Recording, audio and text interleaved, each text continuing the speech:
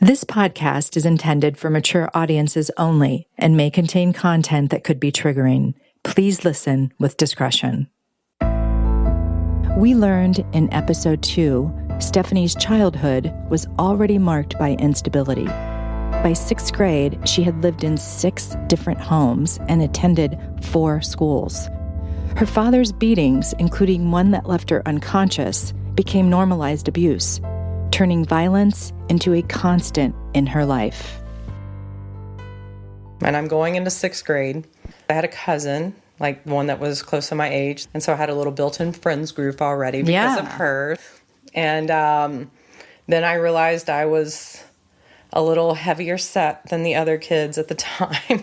I was being bullied a little bit because of it, and also because my dad was a substitute teacher there. He was substitute teaching because this was 6th, 7th, and 8th grade, and it was a whole middle school and very small place. But, you know, all of a sudden your dad's a substitute teacher as well. Oh, God, what a nightmare for a kid. You know? Like, girls, you know, were just mean to me. They would be like, I'm going to tell your dad you did this and this and this.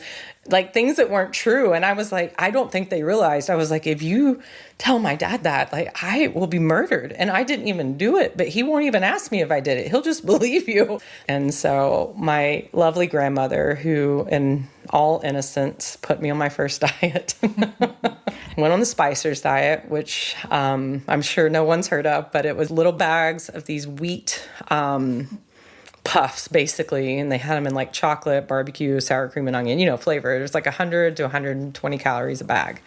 That was your meal.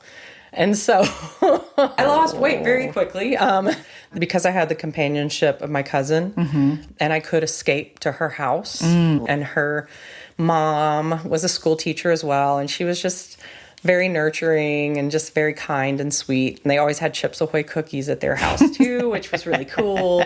And they got to watch the Smurfs, which we weren't allowed to watch because, you know, it had a wizard in it. So I get to sneak over there and watch, you know, like real shows. So I think that really helped distract me from how I felt inside and just live what I felt was normal again. It is weird, especially, like I said, having had kids and gone through, you know, these life cycles with them as they get older. I do look back and just think it was a lot at such an early age to not know how to deal with it. By the end of 6th grade, I started looking like I was much older than I was because I developed very soon. Like I had my height, all my body curves. I was fully developed by the end of 6th grade. My cousin and I got along great. We were very, very different, but we got along so great. They also had a swimming pool. Bonus. An in-ground swimming pool. I know. We felt like they were the rich people on the block. Of course. And I just had to walk literally through a couple of backyards and I was over there. So I think that created like some security in me. They were Baptist, but just like normal Baptist. It felt like a safe space. I remember her dad, my mom's oldest brother, being very grumpy, but he was always fine towards us. Mom's brother? Yeah, my mom's brother, the oldest out of the 4 of them. And so that created some security in my life again. I had some family around. I had somebody's house to just walk to. And we knew that we were not supposed to be with my uncle, the youngest brother of my mom, alone. And I think some of the reasons why. I think there was some possible molestation issues there. He was also an alcoholic. But we weren't really, you know, told in detail. He had 2 sons. So 2 different wives. I think he ended up having 3 or 4 wives by the end of it. But actually, I mean, really enjoyed being around his partners. They were a lot of fun, but we weren't allowed to be around him by ourselves. But he literally lived, as you saw when we went to Texas, in my grandmother's backyard. Like right there. I mean, literally just walk through the backyard and you were at his house. And so he was always around. We're very familiar with him. We treated him like normal, you know. But we knew we couldn't be alone with him and just had suspicions, really, of why. Not necessarily knowing exactly why. He was literally around all the time, but we weren't supposed to be alone with him. So obviously his mother, your Masha, and his brother, who has the pool, knows all about him, right? Possibly. I know the mother has to. You and I would know that about our child as mothers, don't you think?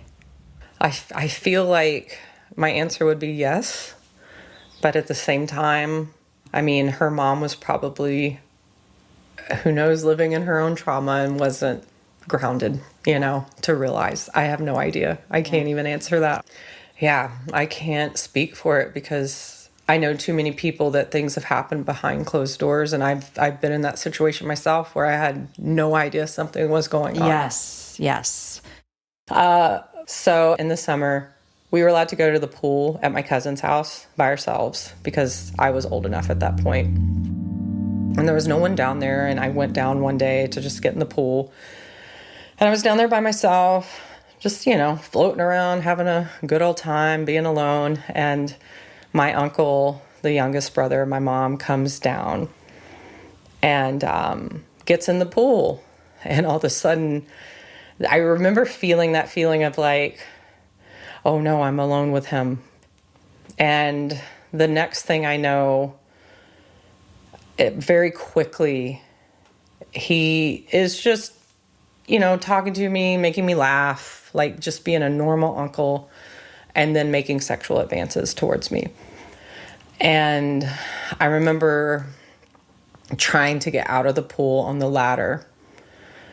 And he came up and put his arms around the top of the ladder and just was there. And I turned around because I was like, what is happening, And so it became uncomfortable very quick, even though there was nothing coming out of his mouth to suggest what he was thinking.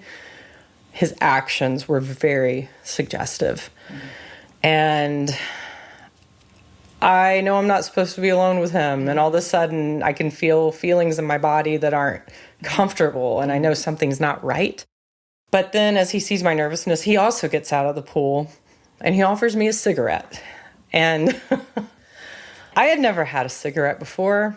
But being the rebellious kid I was, I thought, my uncle is offering my first cigarette.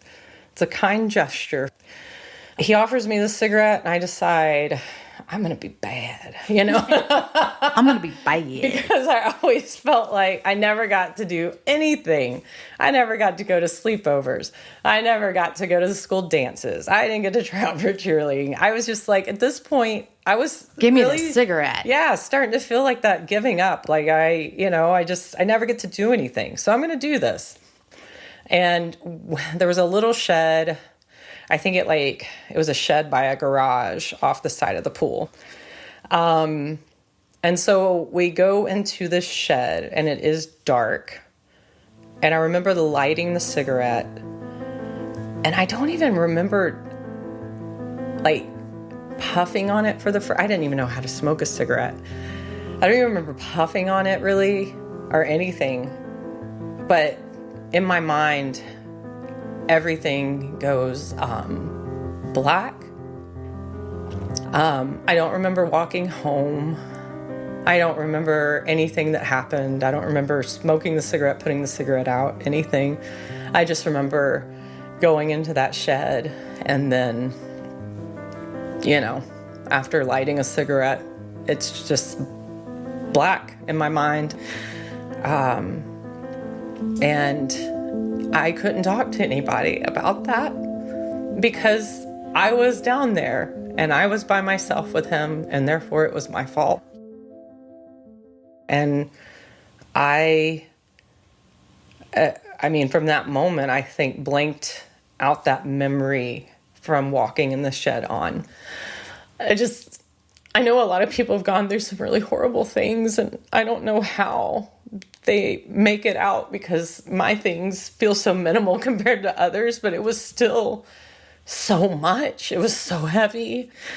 Inside, it's just like I was already drowning. I can't tap into anything other than the feelings in my body, which have expressed to me that something happened, and I know it wasn't good. I'm okay with not knowing the details of that at this point, because what good would that do me? You know what I mean? Because I think that would be really, really even more, it would just be more hard to deal with. You know what I mean? So I'm glad that, if anything, my body, my mind, whatever, kind of protected me from the rest of that situation, because at that point in my life, I don't think I could have handled much more already, you know? Yeah. I was already feeling very burdened. So I think my mind, in some weird way, helped protect me from just falling into a complete pit of despair. So it was really the cigarette, because I was like, I did something wrong. Like, that lighting that cigarette and being there with him immediately made me think that I was the bad person. When you're raised in an environment where your self-worth is reminded over and over that it's very low, you're going to be in these situations. I feel like you almost become like a target. And I didn't know what to do with that at that age. At this point, I had never been taught to even talk to anybody or question anything. I see kids at that age that have been taught boundaries and have lived in healthy households, and how much more equipped they are to handle things or run immediately to their parents. I mean, it's like my girlfriend telling me a story one time about something happening, and she went straight to her dad.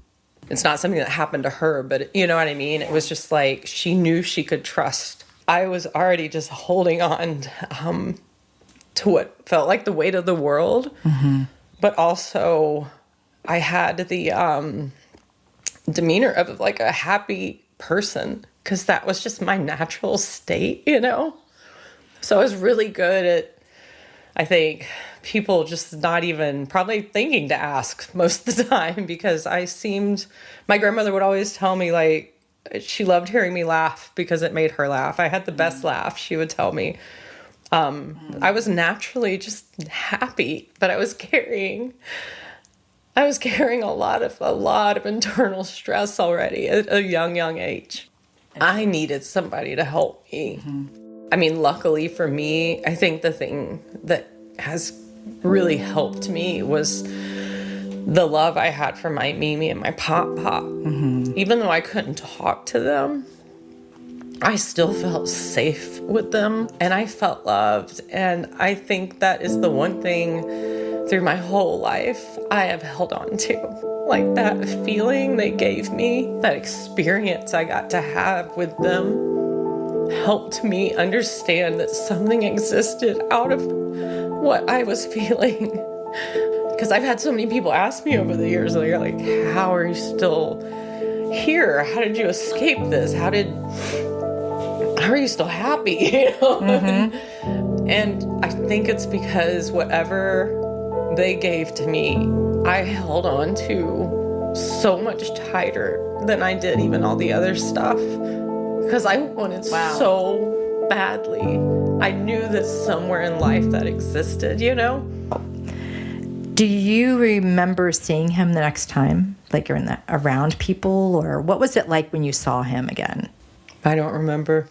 How much longer did you live there after that happened, approximate? Ooh, I think maybe just a couple of months at the most. Were you happy to move, or? I honestly don't remember that either. I think this was definitely more the starting point of disassociation, I think, for me early on as a child. I have memories, of course, but sometimes it's still scattered, like the details. Not long after the abuse by her uncle, which her parents were unaware of, they announced to the family that they were moving to a new home which was located deep in the rural countryside of Texas. Stephanie is now 13. She transitioned from public school to a video-based homeschool program that was rooted in Christian principles. This is the family's 7th home. We had moved out of my, grandmother's house. This was our first house as a family again after the car accident. And I was lucky enough to have my own little half private bath in my room, even though it was a small house. And this was 7th grade. So 7th grade got started off with a bang. We were homeschooled at that point. I call it video school because I was in the Abeka program and they literally sent videos. It was actually a very hard private program. So my dad ended up becoming the praise and worship leader of 2 larger churches. One was a mega church. It was called Maranatha at the time. There was this huge dome in, I believe, Baytown, Texas. And then they had a sister church in Liberty.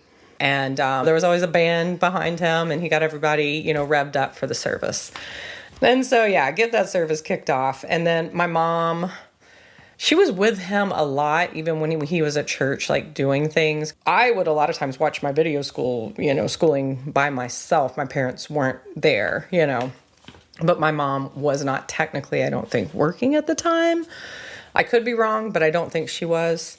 So, here we are out in, the country still.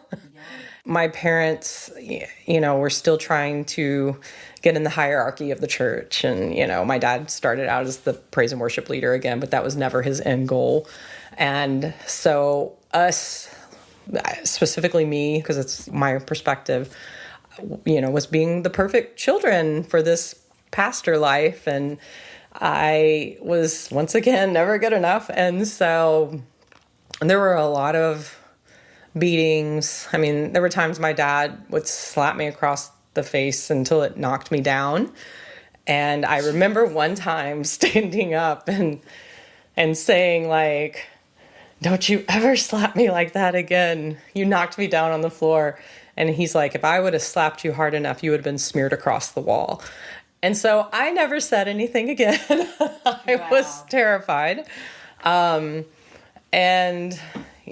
So once again, physical abuse was always a factor, but it was in the name of God. And I didn't even consider the fact that it was abuse at the time. And it was both of them that did it, right? Yes. And my mom, although she didn't dish out the physical punishment as much, she definitely revved my dad up to do so. And so if I upset her, I knew that it was going to be 10 times, as worse because he, like I said, worshiped the ground my mother walked on. And we did not get to upset my mother without him being, like I said, 10 times more upset. So, that was always a fine line to walk. There was a little creek right beside the church, and you have to remember our house was literally on the other side of the church. So there was this little creek that ran behind everything, and there was just this small covered, small bridge that went across that creek. And I just immediately was drawn to that place. I feel like this was so much more overgrown, though. Like, you couldn't see as much of the creek when I lived here. But yeah, I would literally sit here and just hang out and every now and then sneak a cigarette. No way. Yeah. You would smoke this. Ooh, look at that. Look at that. You see it? Holy shit. Yeah, like turtles, guys. Real turtles. It was my quiet place. Cool. Oh, man, there's so many. You see them? See the big ones? Yeah. Did they have those when you were here? Oh, yeah. Turtles everywhere. One time my sister and brother ended up popping around the corner. I remember they were younger than I was, and I was like, oh God, I burnt the back of my calf with my cigarette because I accidentally put it out on my leg because I got so nervous. I could, although it was very close to the house, that's the only reason I could go there, I would just sit, and I just remember being just sad. There was a lot of heaviness inside of me. As much as I wanted to be so happy, there was still a lot of inside of me weighing me down. It's like that overwhelming feeling came back of feeling so alone. I didn't know what other options I had. I had nobody to talk to. It almost became my security blanket in a way because it was my honest feeling with myself, even if I couldn't be honest with others about how I felt. And as we sat there just recently, like that feeling, I mean, I felt it. I remember feeling how I felt that day. And It's a bad memory spot, but it's also a memory of how I felt. I remember the turtles because I was so excited you got to see one of the big ones underwater, because that was just, we always saw turtles down there. You forgot about it. Yeah, but it was so wooded. Yeah. It wasn't clear, so I could be in that place because the bridge didn't even go across. It just stopped. Like that land was not open at that point. So the bridge didn't cross? No, it just kind of stopped because it got so wooded, because all those buildings didn't exist. There wasn't a pathway. Okay. So I could go in there and it was like being tucked away. Like you were tucked away in the woods. There was this creek, there were turtles. Gosh, I was probably there for like a year-ish.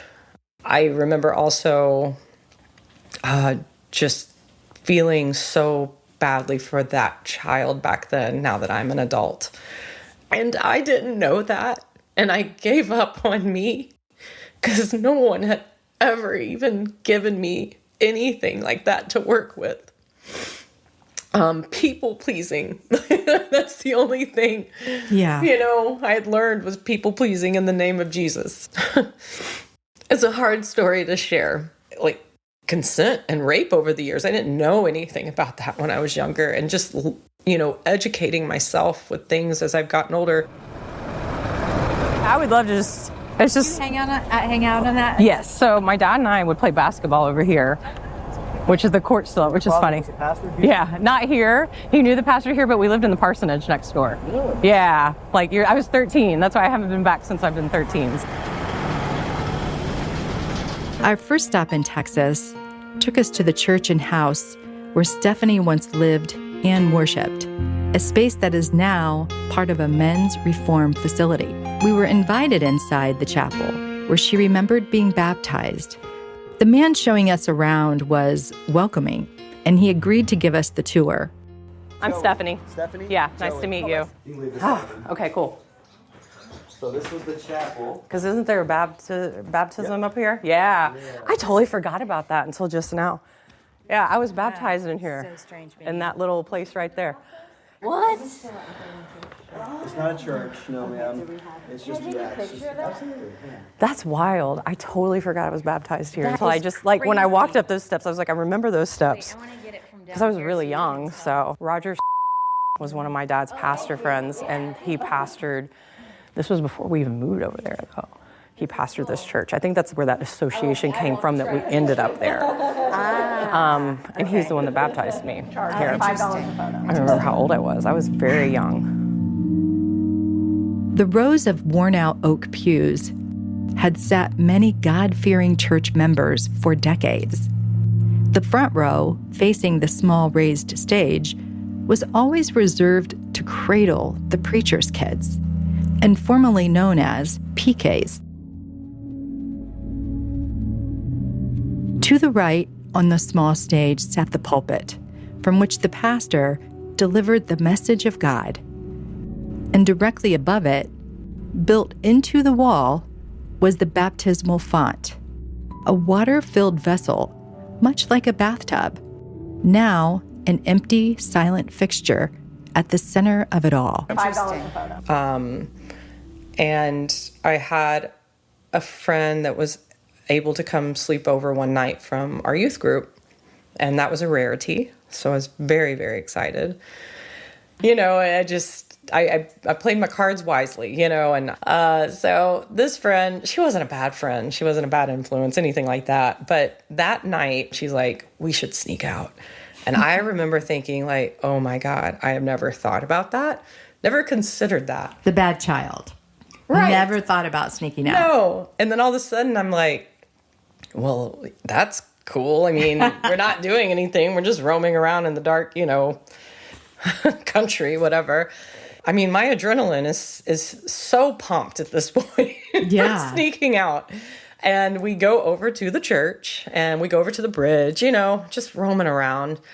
And so there were a couple of boys that ended up out there and started talking to us. They were skater boys. The guy that drove up us on the golf cart, like he said, they used to 10 o'clock midnight, they would be walking up and down the road. So we end up, hanging out with these boys for just literally a hot second before my friend says, I want to go back now. Like her instincts quickly let her know it was time to go back. After you spoke with these guys? Yes.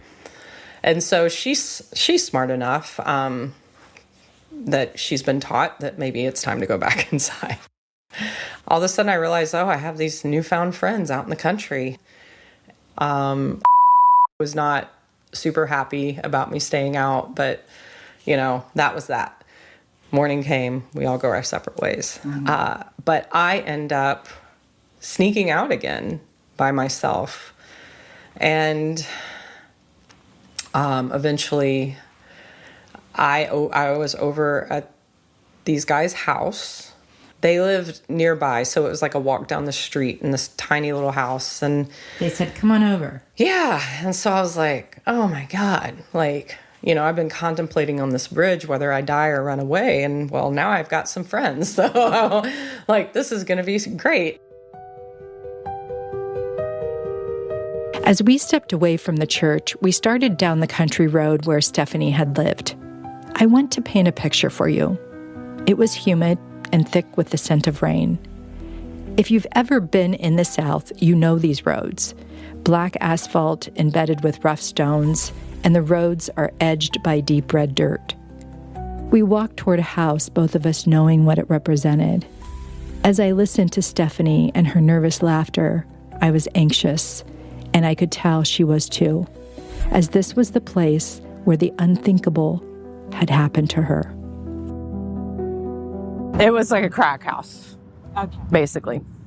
They had old Camaros that would just sit out here in the front yard. Do you mind if we go to the end of the driveway? Yeah, of course. Because it looks like they cleaned it out, huh? Oh my God, yes. This used to be it's more covered. Like I said, this wasn't even here. Yeah. A lot more trees. This wasn't here either. Yeah. Stitching, whatever. So I was raped by one of the kids that was here. And then that was on the church steps, him and his friend. Mm-hmm. And then he sent his friend in after that.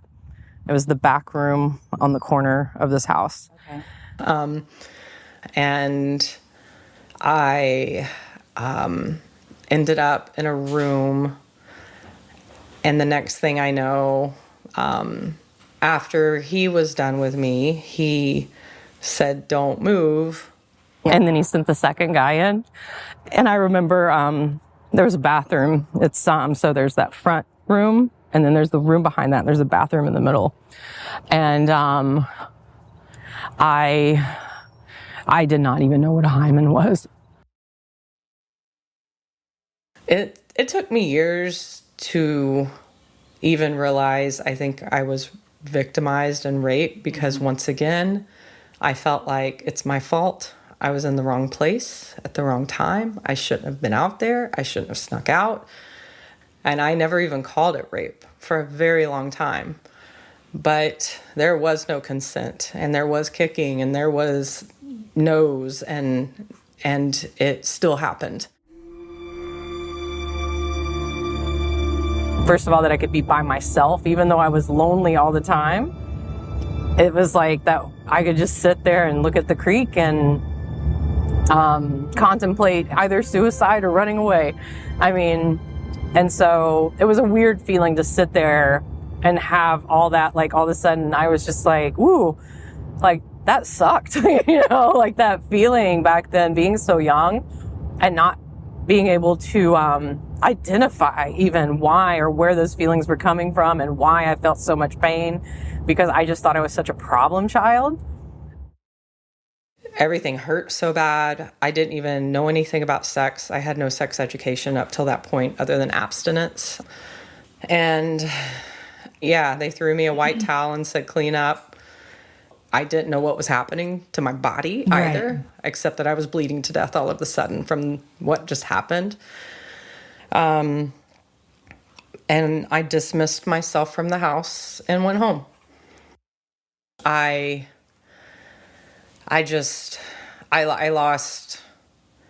think I lost myself completely at that moment. There was no way I was telling my mom and dad, because I just felt like they would, want to kill me just for sneaking out, that it would be my fault that this ever happened.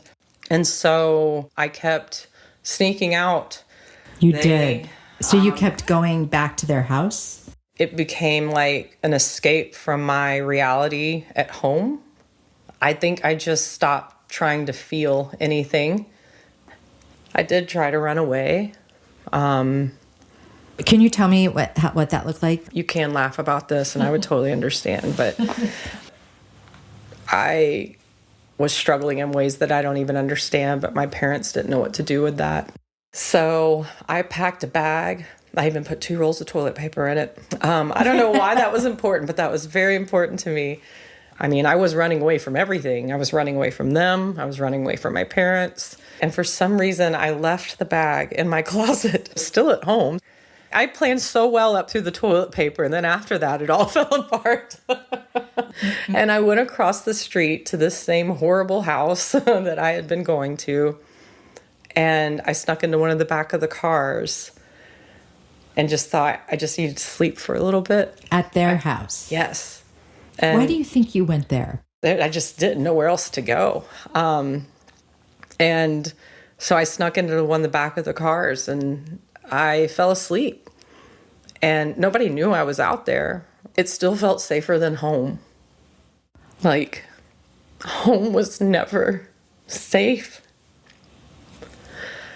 And so being in the back of the car with the guys that had abused me still felt safer than being at home.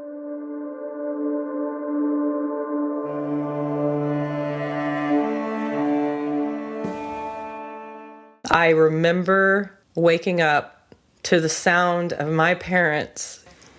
So I hear the footsteps. They're at the front door, knocking on the door, and my dad asking if they had seen a young girl. And I guess it was the father who had answered the door. I think I'd seen him once or so, but he was like never there. And so, yeah, I remember hearing them. Have you seen a young girl? He says, no, I haven't. And for some reason, my dad says, do you mind if I check your vehicles? And I thought I was becoming one with the floor of that car, but I was not. I was in the back seat and I rolled gently down into the floorboard and just literally tried to sink as low as I could. And he opened that door and grabbed my ankles and pulled me out of that car. And that's the moment I realized that I am a dead person. This episode delves into the pain she experienced and the burden of people-pleasing. Stephanie works to remember her childhood trauma with the struggles of moving to her 7th home and 5th school by the age of 13. In addition, Stephanie had to deal with the devastating impact of abuse and the silence that existed with her parents. She could not tell them what happened to her or go to them for comfort and safety. She was afraid. As she revisits the places tied to her past, including a rural Texas church and its surrounding memories, Stephanie shares how she disassociates herself from her trauma for survival as she was growing up. Next on Just One Person, Stephanie shares what it was like when she was ripped from her home days after she had been through months of unimaginable trauma. One morning, her parents put her in the car and they took her on a 7-hour drive, not sharing where they were going. She was left in an isolating place with no goodbyes, no hugs, or reassurance that everything was going to be okay. She survived by playing along with complete strangers by convincing them that her demons were gone, so they would simply leave her alone. But ultimately, she faced the hard reality of knowing that fear and control have officially replaced love and understanding by those who are meant to protect her. If you or someone you know has experienced sexual assault, abuse, or harassment, you can call the National Sexual Assault Hotline at 1-800-656-HOPE, and this is available 24/7. You can also chat online at hotline.rainn.org. RAIN's services are confidential, free, and available to anyone in need. If you or someone you know is affected by child abuse or needs support, you can call the Child Help National Child Abuse Hotline. It's 1-800-4A-CHILD and also available 24/7. You can also text 4HOPE to 741-741. And if you know someone that is contemplating suicide, you can call the National Suicide Prevention Lifeline at 988. You can also chat online at 988lifeline.org. They are also available 24/7. Please note, resources are available, and we have them listed on our website at www.justonepersonpodcast.com. Just One Person is produced by J1P Productions, executive produced by me, Lisa Bloom, and lead producer and story editor, Carrie Caulfield. Sound design by Alejandro Ramirez, and a special thanks to sound designer Amita Ganatra. A special thanks to voice actor Scott McHenley, portraying Stephanie's dad. Our heartfelt thank you to Stephanie's partner, Melissa Weaver, and my wife, Julie Koleski, for being a part of the podcast team. Also to Stephanie's three close friends, Krista, Annalisa, and Bex, for participating in this series. Music for this podcast is from Epidemic Sound and Soundstripe. Original music recorded and performed by our first season's guest, Stephanie Michelle and the Michelle Band.